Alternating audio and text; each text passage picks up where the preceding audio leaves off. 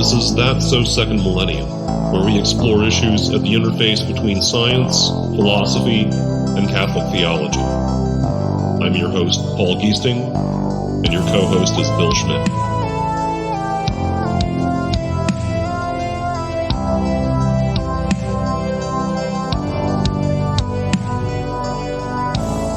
Welcome back to episode 137 of That So Second Millennium.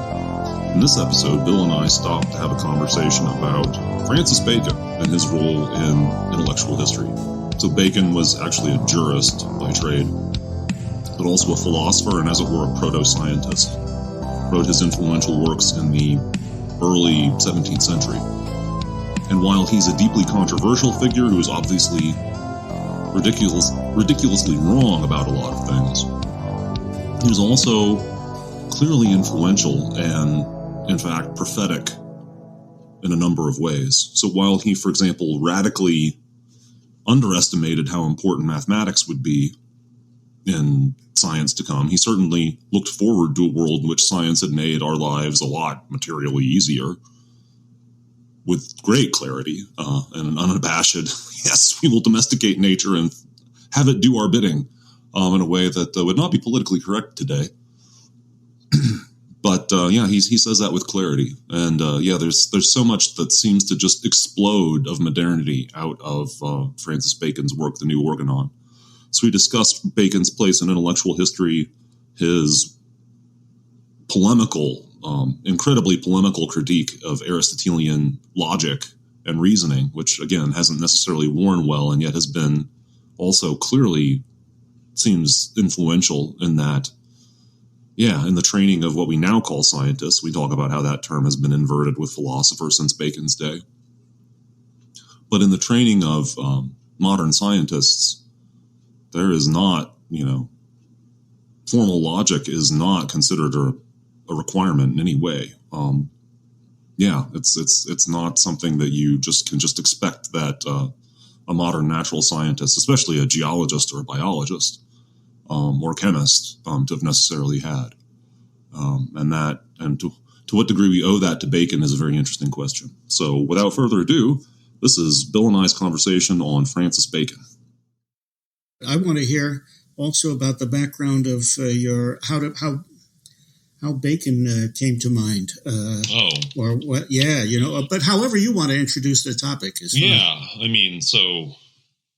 The origin of this episode is that Francis Bacon is a character from the early 17th century. I mean, he was actually around in the late 16th, but his key work is from the 17th century. So that comes in right at the Reformation happened in the 16th century. The Renaissance really kind of winds up sometime around then, depending on what field of human inquiry you're looking at. So the Renaissance in the sense of, a rebirth of ancient learning, which you can't go back in the egg and be born again. You can't go back in the womb and be born again, as the gospel says. So it could never have been just a rebirth of ancient learning. But the focus does shift to something new, certainly by the 17th century in a lot of fields, certainly in mathematics and science. So, when Bacon is around, people are still very much in an Aristotelian paradigm regarding science. And really too much in the sense of his scientific results, which were really just speculations, and he practically tells you so in his own works. And then, of course, there's the confusion between how we use the term science now and how it was used all the way up until even the 19th century, but definitely still in Bacon's time. Because Aristotle thinks of science as something that that's just catastrophically obvious. I mean, it's either, if it's not just the first obvious principle, like, straight lines only cross in one spot, then it's something like, it's a deduction, it's a straight deduction from something very obvious. And science only goes as far as you can construct bulletproof deductions from catastrophically obvious principles, basically. That's science, that's knowledge, that's true knowing. And then philosophy can be speculation. And Aristotle, in investigating the natural world, did a ton of speculation and told you so. from time to time, although not necessarily in his logical works, which is part of the problem. So that sense of natural philosophy, that's very much how, say, Newton, who is 2 generations after Bacon, if not 3, Newton is talking about what he's doing as being natural philosophy. He talks about his rules of reasoning in natural philosophy. He's not talking about science. He doesn't think what he's doing is, the name science doesn't apply. That's just not how the word is used. And somehow in the 18th into the 19th century, there's an overturn between those two terms, where a neo-Aristotelian will almost certainly use philosophy to mean things that are, concrete, logical. Not concrete is not the word I'm groping for, but very solid, logical things that just pretty much have to be true in order for reality to make sense. And then science is now what we use for stuff that we've gone out, we've made observations, we've attempted to infer some general principles, we've seen whether these general principles then continue to work when we test them some more. So there's a complete overturn between those two terms, which is very confusing. Yeah, that is something. And what prompted that overturn exactly? I'm not far enough down this rabbit hole to really have a good answer for that as far as what prompted people to swap those two terms. I really don't know. I have heard that the term scientist wasn't coined until the 19th century, for example, which I suspect is emblematic of that change happening. Someone who does science in the Aristotelian sense is like, that's not much of a thing.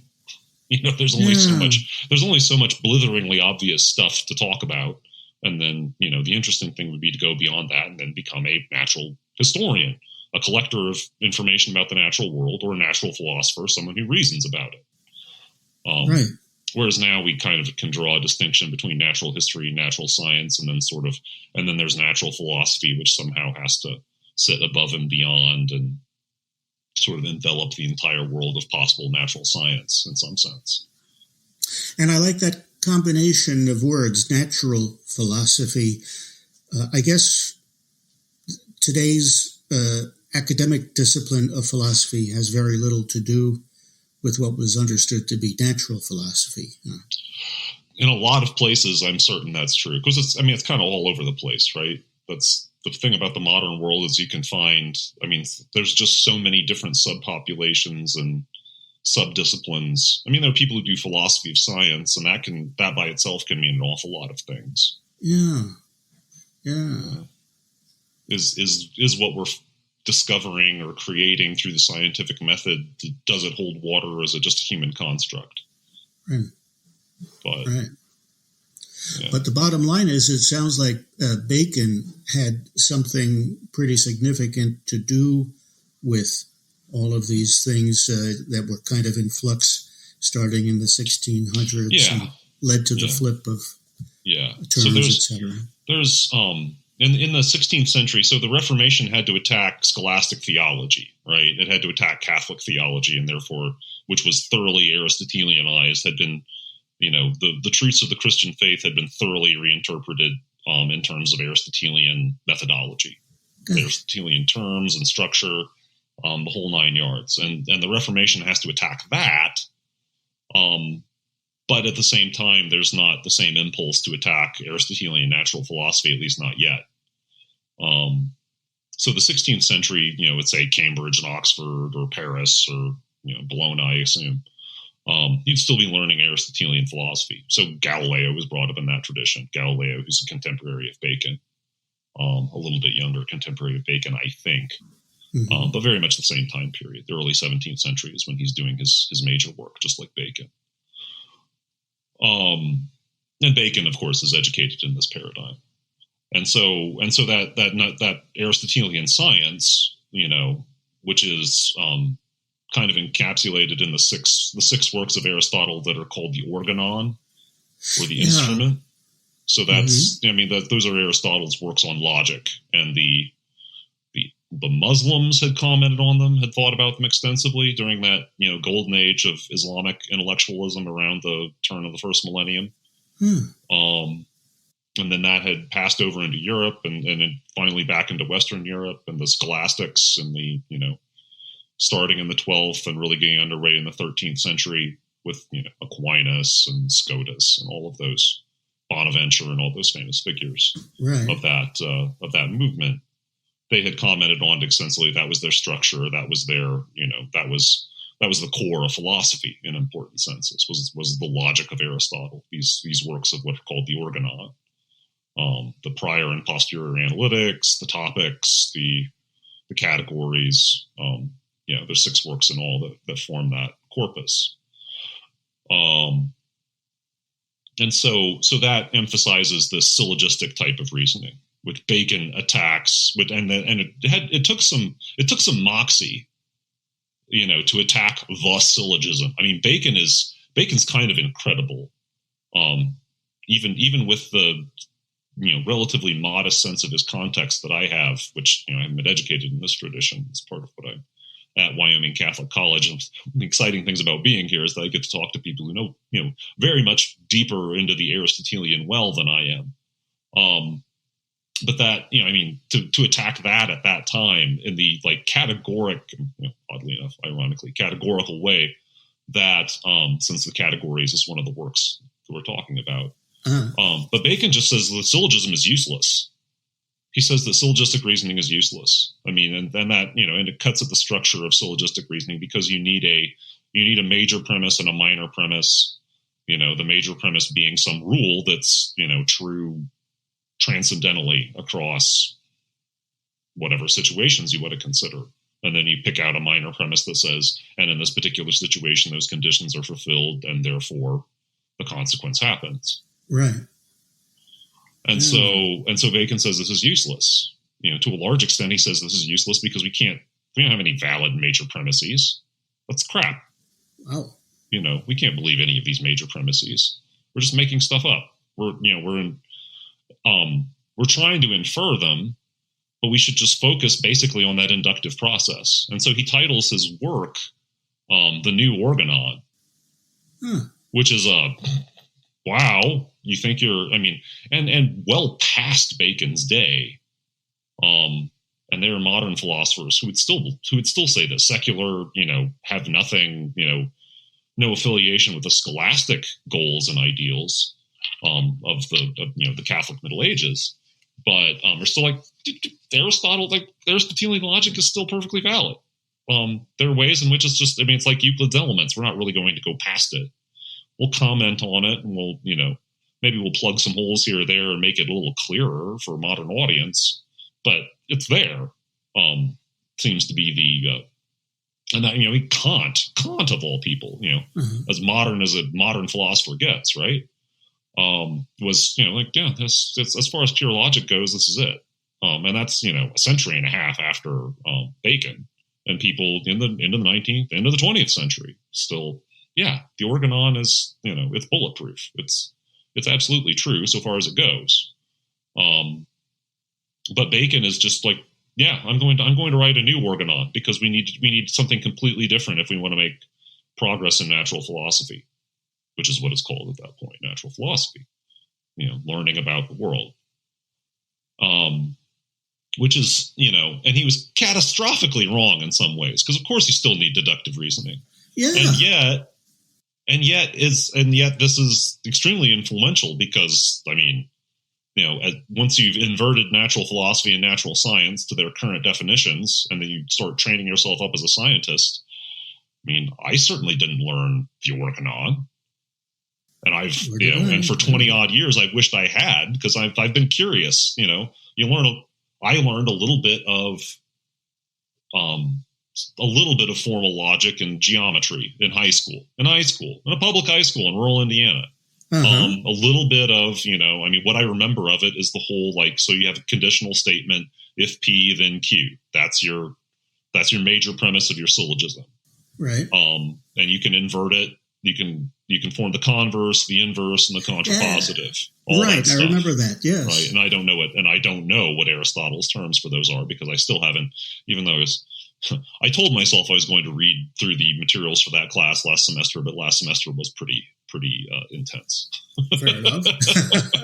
So that's still sitting in my docket to take my own tour of at least part of the Organon.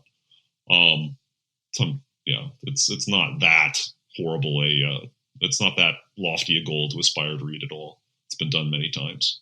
I'll get there. But in any case, I mean, so there's that, and that just kind of sits there, and then and then my experience as being a practicing scientist, going through the training of being an undergraduate, getting involved in research, writing a senior thesis, and writing a journal article, containing that material, doing a master's thesis, writing journal articles, digesting that material, digesting and extending that material, doing research as a PhD student. Writing that up into a dissertation as well as into journal articles, and then, sort of launching myself out and continuing to write articles, continuing to review other people's articles. We're obviously reasoning. We're obviously using logic, including deductive logic, but we're kind of doing it by feel. Okay. And there's something to me that's just very unsatisfying about that. It's extremely unsatisfying, and yet that's where we're at. So we'll learn. Well, so the 17th century, and this harks back to the episode I did about Galileo and Newton and so forth back in the fall when I was teaching that course. So there's the new mathematics of the 17th century, analytic geometry, calculus, and so people had been in kind of the deductive Greek geometry framework for trying to look at the real world, the real world, the concrete world, the material world. Right. If they wanted to, or they just wanted to stay in the realm of pure mathematics, which was, a level abstracted from the material world, and considered in itself in that Platonic sense of, I want to get rid of this icky matter and just consider the forms to some extent. But people still do. Even the Greeks, even with that bias, the Greeks will still, Archimedes building his engines to defend Syracuse from the Romans and things like that.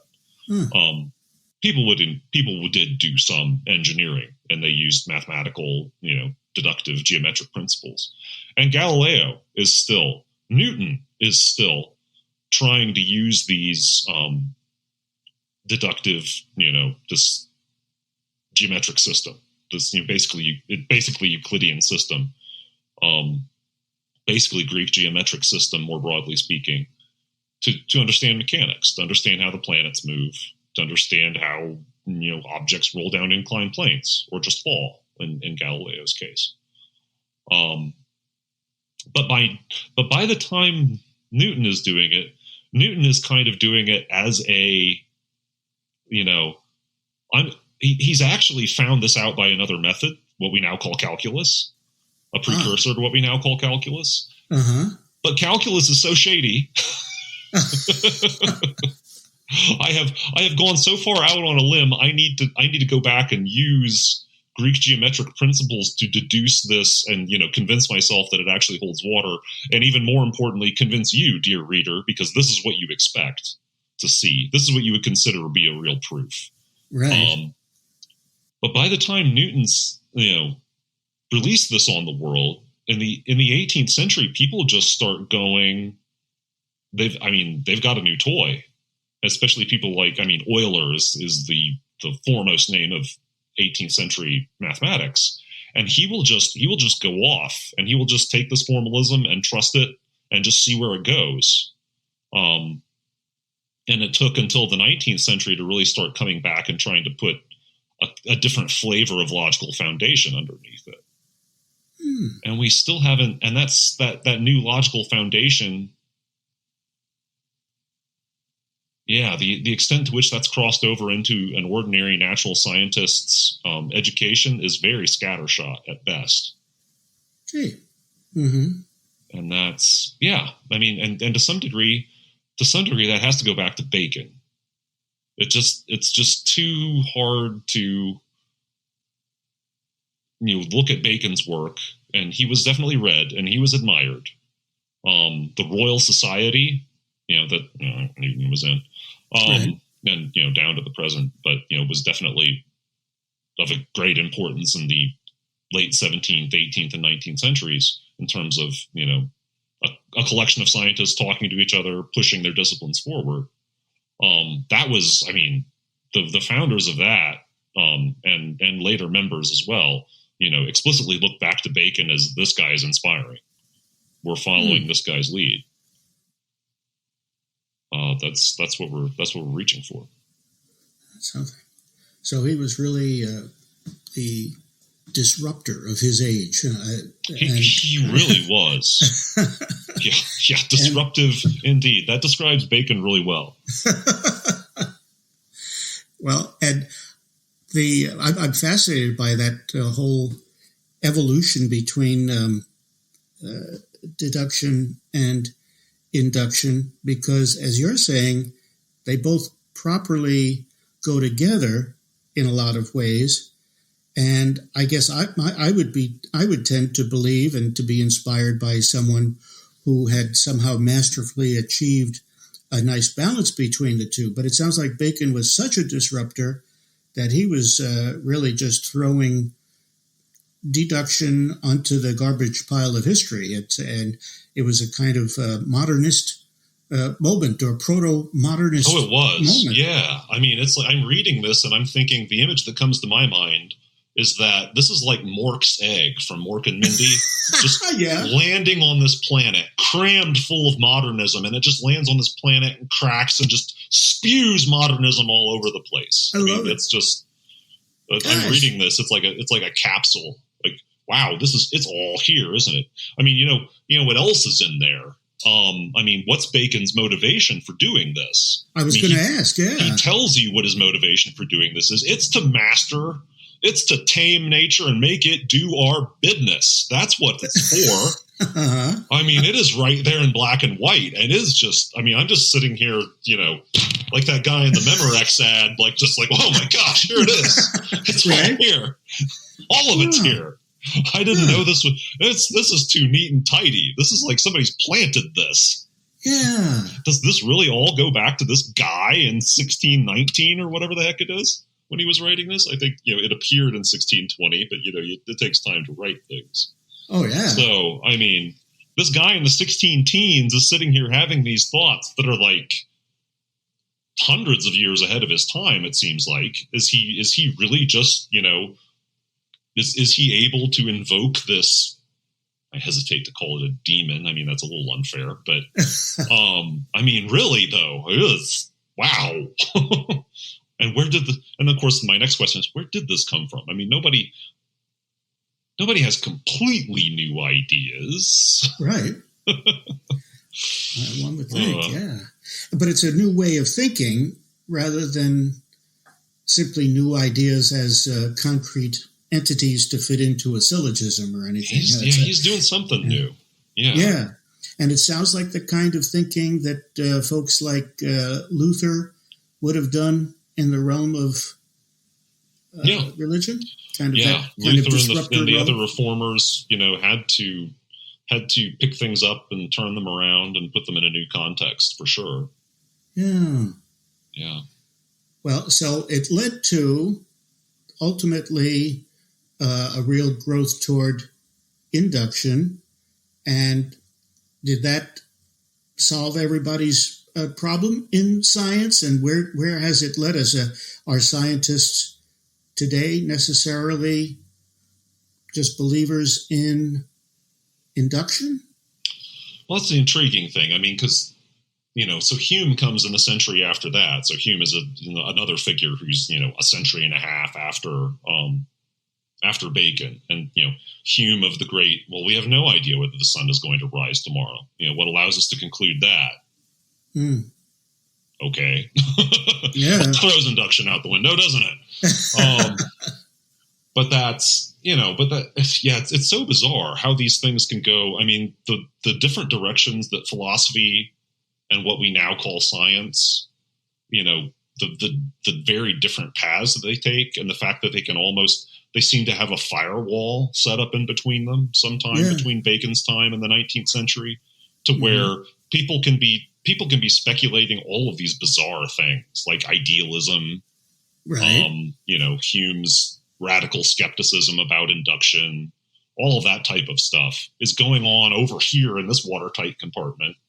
And then science, as we now call it, is going on in this other watertight compartment where we're looking at the natural world, drawing inferences, constructing, sorry, Bacon, major premises that we can then test, and then seeing if they hold water. If the syllogisms we draw from them turn out to, if the conclusions we draw from these syllogisms turn out to be true, then we say, hey, it looks like this major premise that we've, devised and called the scientific law seems to be working pretty well. It predicted some things that I had no expectation. I mean, like a discussion we were actually having in our class on Darwin today. The seniors at WCC do a class on evolution. Uh-huh. So the example came up. One of the students brought up that, so there's the whole episode of the discovery of Neptune. So Herschel sticks his telescope up at the sky, notices something. He's looking for comets. Hey, there's something that's moving, but it's not moving right for a comet. And eventually he publishes his results. And as I recall, it actually takes other people to convince Herschel that he's found a new planet, which no one other than William Herschel has or probably will ever simply stick a telescope at the sky and randomly discover a planet. That's pretty good. It's a good. He's got his spot, right? There's nothing can take him.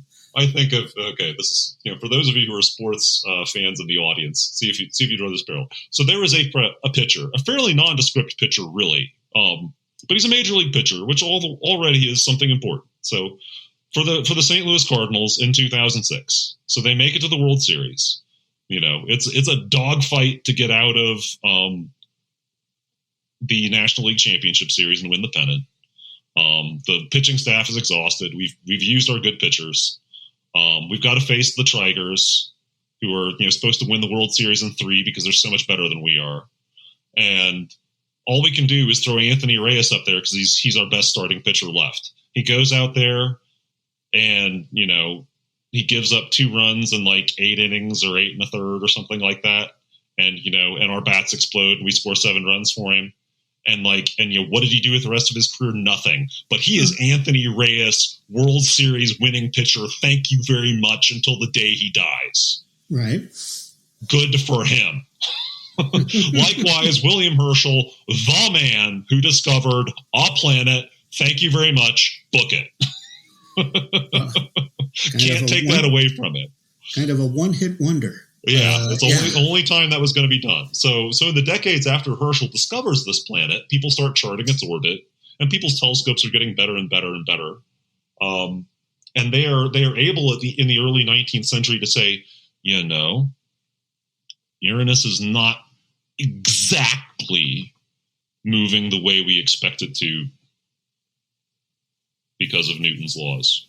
Certainly, the base of Kepler's laws, which are really only valid if a planet is moving in isolation around the sun, or even with the corrections we know how to make with 18th century technology.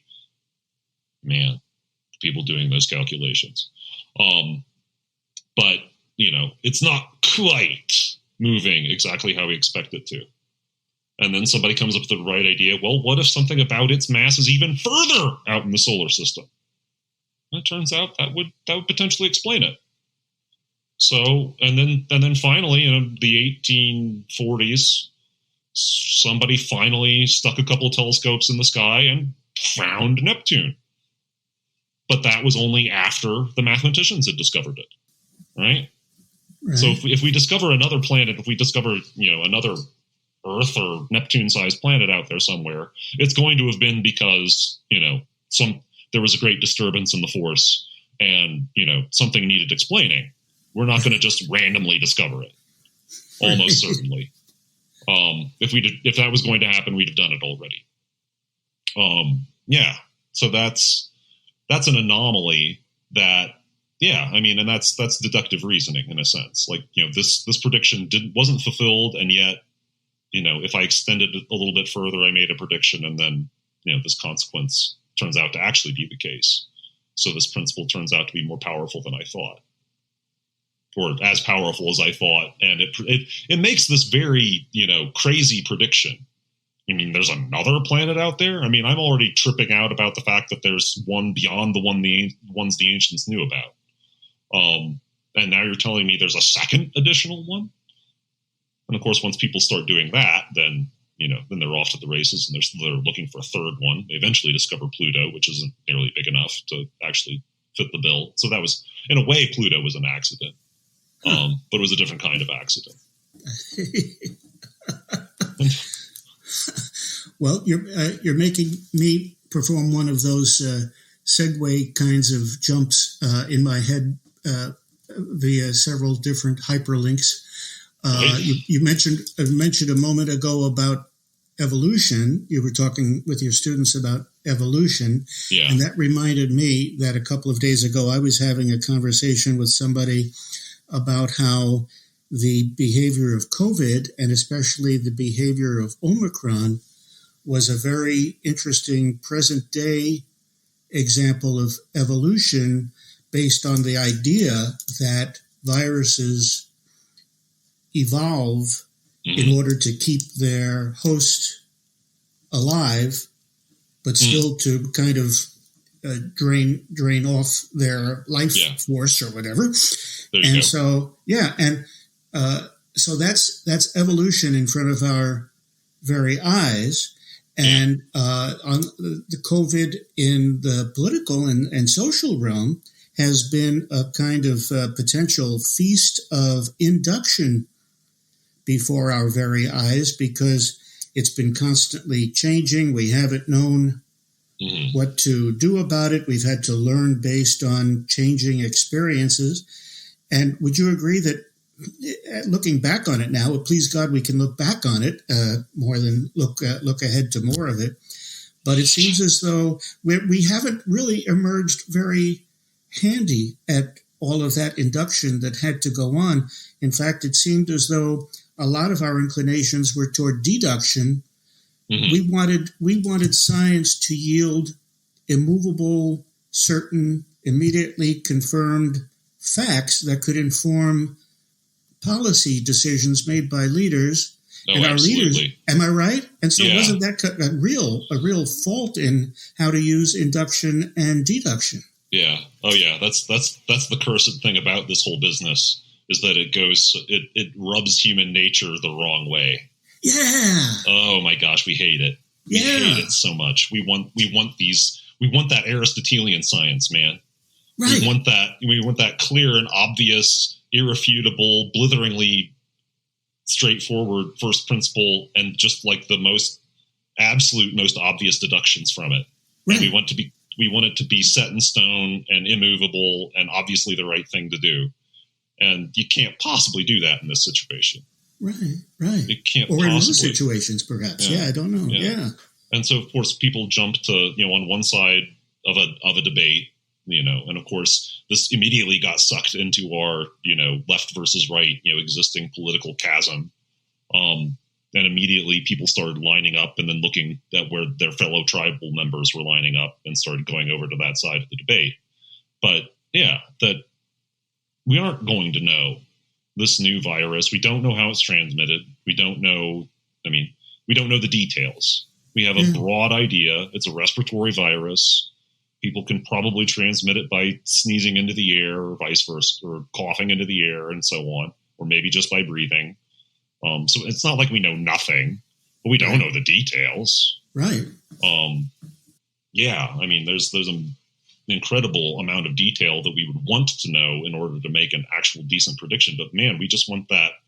We want something set, and it's what I like to call the bureaucratic mindset. Pache, Dr. McCoy at the end of Star Trek 4, where it's the bureaucratic mindset is that, they'll get a freighter, but instead of, the new Starship Enterprise. But what I call the bureaucratic mindset is the whole, basically we know almost everything there is to know, and we can just go ahead and make policy decisions for the best interest of y'all. And we don't know what we don't know. And the one thing I'll say about it is it's a safe bet that we know a lot less than we think we do. Yeah. I mean, so COVID is a great example, and COVID's kind of a tame example. But it's an everyday example with huge practical consequences. Right. We don't know. I mean, it would be nice to, and we'll gain something from this experience potentially. The good thing about it is that the sociology of science does actually seem to work. We will learn things about it. Yeah. Have we gotten to the point where will we make sane policy decisions about it? Ooh, that's a very different question. Again, please God, but yeah. So my kind of closing question / input on this would be the question: have we become more Baconized in the present day, or not enough? Not sufficiently Baconized?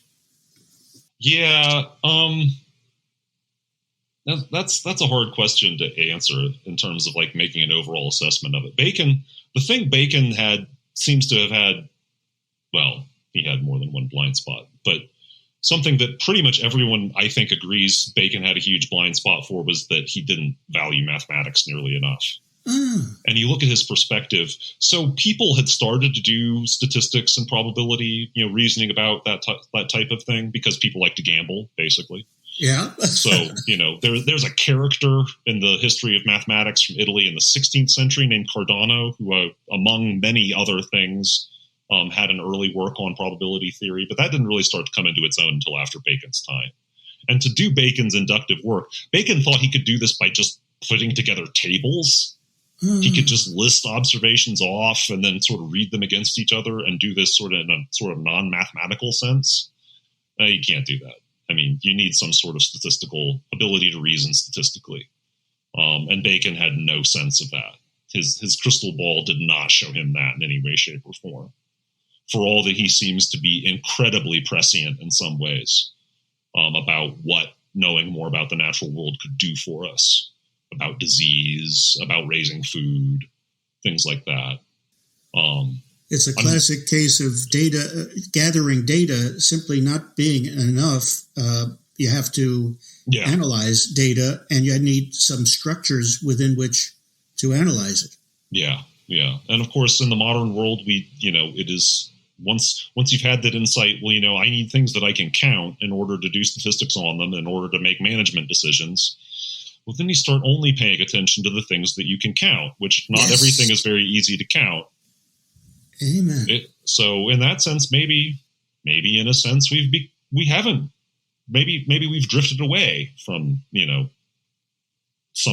some odd piece of wisdom that Bacon actually had to impart, or at least kind of accidentally happens to have, there are things that we can't interpret mathematically, at least not yet. At the very least, we need to be persistent in finding better ways to, again, it would be another aspect of the bureaucratic mindset to settle for the first way of quantifying it that comes to my mind and then go from there without doing any kind of critical thinking about whether I've quantified it well. And then, of course, there's the other side of it, the human nature. Once you've established a metric, human nature will start gaming the metric. Yes, that's so true. Maybe it's standardized testing or whatever kind of, financial security thing that you try to establish to keep people from cheating, taking excessive risks in the stock market, et cetera. Right. Or something like using HR personnel assessment techniques that are all metrics-based, when the metrics, A, can be manipulated just by what they are and how they're interpreted and enforced. Yeah. And then, there has to be so much more of the human context for them, but it's so easy to ignore that. That's too complicated. Right. That's too messy. I just want an answer. That's another aspect of what I'm calling the bureaucratic mindset. Yeah. That's too messy. It's everybody. I'm done thinking. I need to go ahead and start implementing something. So, yeah. And I think that's what our political leaders faced and displayed an awful lot in these COVID times, right? Yeah. Yes, indeed. Yes, indeed. Man. Yeah. I think that's pretty true. So fascinating. The Bacon perspective on it really adds a whole different dimension for me. That's really interesting. It's fascinating. It's one of those things, he comes up, his name appears at the fringes of histories of science. It's like, oh yeah, he was important. And it's like, the mental note, like someday I need to read some Bacon. Well, fortunately, I am now teaching at Wyoming Catholic College, and I'm forced to read some Francis Bacon. And I am very thankful that it finally, sometimes, Providence needs to, sometimes Providence has its own ways of getting me to read the things that God wants me to read, I suppose. I don't know. Well, yeah, Providence never promised us a rose garden, huh? There is that. Yeah. There is that, too. Yeah. That's right. That's the bureaucratic mindset, promising us rose gardens and crap. Well, that's right. And our leaders were trying to promise us rose gardens through authoritarian measures sometimes. Oh, yeah. That's another podcast, Bill. I think it's another podcast, sorry. I think we need to call it there for today, but no. Fair enough. I think we had fun. I hope you do too, dear listener. So with that, I think we'll let you go. Join us next time. Amen. Thanks for listening to this episode of That's So Second Millennium. TSSM's audio producer is Morgan Burkhart. Our theme music, Igneous Grok, was composed and performed by Vin Marquardt. For my co-host Bill Schmidt, I'm Paul Giesting. Until next time.